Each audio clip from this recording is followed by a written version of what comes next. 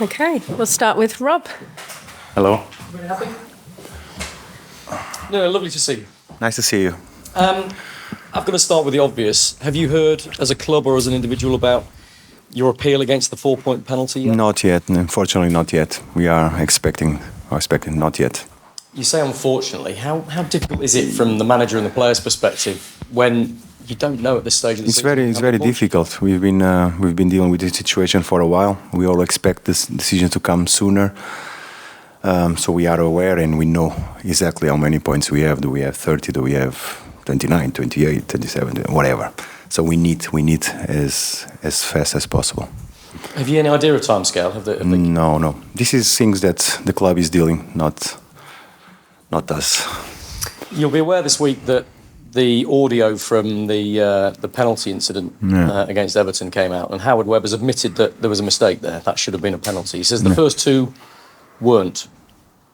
I still believe that the three of them are the other way.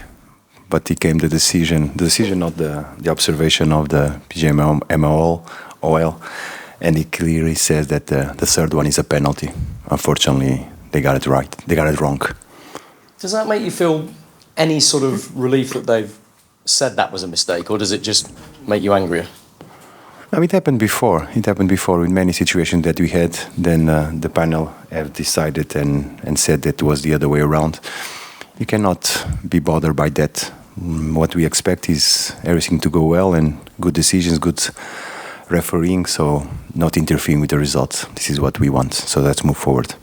Nuno, I've known you a long time, and you've prided yourself in never speaking about referees and referees' decisions. Yeah. The fact that you've had to this time, the fact that you have spoken out, does that show just how deeply this has affected you? Definitely. Like you said, I always try to be respectful and understand how hard is the work of the referees, not to make any kind of observations. But this year was difficult because there's too many situations happening, and I felt that it was impossible to control the emotions, and that's why I became so vocal. I want to ask you about the FA investigation and the Premier League investigation as well, into the statements from the clubs. You had to give your observations. Yeah. I think you've done that now. You had 7 days. I think that was yesterday. I just signed it. Did you? No, this is as you understand, this is the work of the lawyers and the club. I read it, I agreed, and I signed it. What happens there? Any ideas? No, we're still waiting. So hopefully I not get punished and I can be on the touchline and help the team. In terms of football, and look, we spoke to you so much this season about all matters other than football, but that performance against Manchester City, I know it was a defeat ultimately, but have you and the players taken a lot of positives out of the level of performance that you can compete that well against the champions? Yeah, I think we played a good game against a very difficult team and demanding opponent. So we built, the organization was right. I think we had a lot of movements, a lot of situations going forward, what is positive for us as a team. But like you said, the result was not what we wanted. But definitely the performance was good, and we have to take the good points. Also realize that we've been punished again by a set piece. It's an issue that we have to improve, and but definitely the players, they work very hard. The result was not, but we must be proud of the way we play against a very tough team. And Sheffield United, of course, they've already been relegated. How does that affect the dynamic of this one, do you think? You never know, because the element of pressure that they had before is not there anymore. So I don't exactly know how Chris is gonna do. If he's gonna try something for next season. We don't know exactly what we expect in terms of shape, organization, all these things. But we know it's gonna be tough. It's gonna be tough. They play at home. They are relegated, but there's the pride and element in front of their fans. So we expect a very tough match. And there's also, it's a rival, so it's a derby. Last one from me. I mean, look, we spend hours looking at that Premier League table. I'm sure the Forest fans do as well.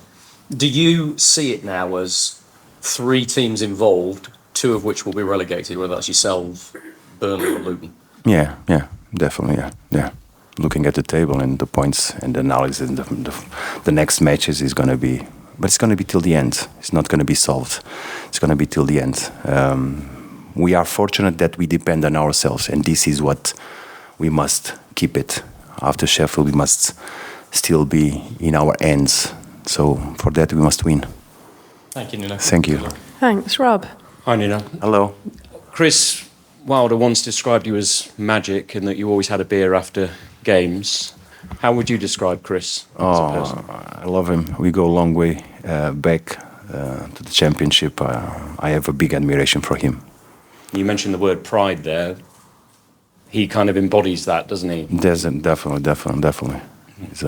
And for sure, his team is going to be like that on the Saturday.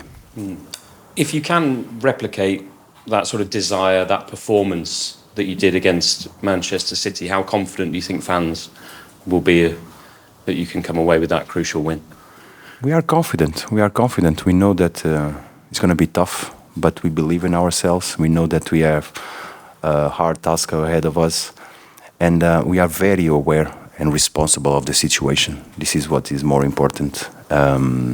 But we are confident, knowing that it's going to be tough, all these things. But let's play. And you said the players look very comfortable. Obviously, you changed formation for the game and created so many good chances. So is that a path forward for you, do you think? Still, let's wait. We still have one training session to go. We are preparing ourselves, and we're going to be ready. No matter which formation or shape, the players are ready to go. There was a nice presentation for Ryan Yates at training this week to mark 200 appearances. He's played in every game since you've arrived here. What makes him such a popular figure? Because of his abilities, the way he behaves himself in the pitch.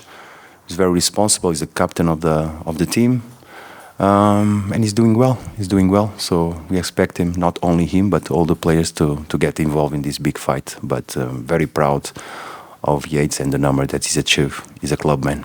Good stuff. If I can ask you for team news, Willy Bolly, is he okay? Yeah, Willy has recovered. He's okay. Great. Nico Williams? Still, he joined the group. Him and T. Let's wait tomorrow so we assess him properly and decide if we take him for the game or not.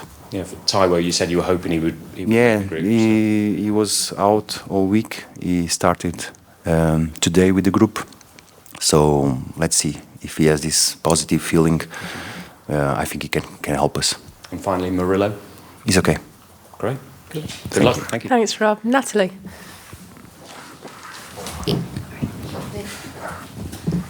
Hi, Nuno. Hello. Just another one quickly on Ryan Yates. With him being a local lad, does that make a difference? Does he explain to you and to the team? Does he have an influence in the dressing room because he knows exactly how important it is to be a fan here as well as a player? Definitely. Not only by words, but by his behavior, the way he conducts himself every day in the training sessions. Definitely, this club means a lot to all of us, and he's like you say, a local. He's been in the highs and the lows of the club, so he's aware of the situation, and he's keep pushing his teammates to go to give everything that we got. Just to go back to the Howard Webb thing, is there any feeling of vindication for you all? Because he did concede that there was a mistake, and obviously it's made headlines everywhere. Do you feel vindicated at all? Yes, yeah, in a point, yes. But it's not only this. It goes back. It happened a lot of times. But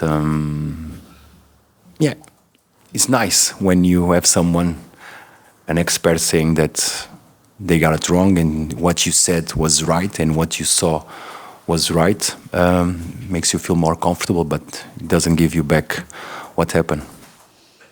And how about for you? I mean, what a season it has been here. I mean, I know you don't like talking about yourself, but you have a lot of experience. Will it be a huge achievement for you, or how big an achievement will it be if Forest do stay in the division this year? A big achievement is winning on Saturday. This is how I think, and this is how our mentality. It's a daily process, hard work, but we embrace the challenge. And for you, how big is this game this weekend against Sheffield United? Very, very big. Like I said, it's an our ends that we stick with this advantage, depending on ourselves, relying on ourselves. So it's very important that we get a win. You said that Taiwo might play a part in this run-in. You mentioned there that he's been in training this week. Do you think he might play a part this weekend? What part could he play in these last few games? I explained to you. So he was out. He joined the team today. He had good feelings. We still have to wait for tomorrow, see how he goes. And if he feels okay, like he felt today, I think he can help, definitely. With his experience, he's a goal scorer. We are aware and we know that he's not in his top level, but definitely a helpful player for us in these final moments. Brilliant. Thank you very much. Thank you. Mark, please. Hi, Nuno. Hello. Hope you're well. When you were thinking of taking the job here, did you consider the possibility that with a few games to go, Nottingham Forest could still be deep in a relegation battle? And was that daunting at all for you? I didn't have that thought. I was motivated to come. I had no doubts the moment that I received the invitation. I didn't have too much time to talk and to think. I just go for it. In terms of your own future as well. Sorry? I know in terms of your own future, I know you've talked about the achievement should Forest stay up. Should Forest get relegated, should the worst happen, would you want to stay? Do you see your future here? I'm not thinking about myself now. As you understand, I'm speaking with you guys, and in half an hour I'm going back to the training ground again. So it's all about work, it's all about helping the players become better and preparing the team. I'm not thinking about myself, ever. Thank you, good luck. Thank you. Thanks. Jonathan. Hi, Nuno. Hello. You said you don't know how many points you're on. Are you on 26, 27, 28? Or 30. 30. 30 will be fantastic, wasn't it? Do you feel though Because that, this is the points that the players achieve in the pitch, wasn't it? yeah, and do you feel because you don't know, and we're entering such a crucial time of the season, that is the integrity of the league in question? Because you don't know how many points you got. Luton don't know how many points you've got. You don't know what the target's going to be. Yeah, I totally agree with you. It's a mess. Should have before. I think they had time enough. It's a mess. It's very difficult, not only for us, but for all the league, especially the clubs that get involved in points deduction. It's very hard. It's very hard to deal with this situation. Jordan, anything from you? Yes, a few from me. Hi, Nuno. Hello, sir. Firstly, relegated rivals in Sheffield obviously don't have anything directly to play for, but they obviously are keen to kind of bring you guys down with them. Do you in some ways expect this game will be tougher than playing a better quality opposition? No, they are a quality side. Let's not be mistaken. They are a quality side with good players. I spoke before about Chris, fantastic manager. So that's not how we see things. We expect a very tough match against a good opponent. How do you think this game could play out tactically, facing Sheffield? We are not sure. They've been using a shape that Chris is known, the 3-5-2. They've changed slightly in the previous games, so we don't know exactly what we're gonna find on the Saturday. We have to be ready to adapt and play, but more than anything is about ourselves, how we want to be in the pitch.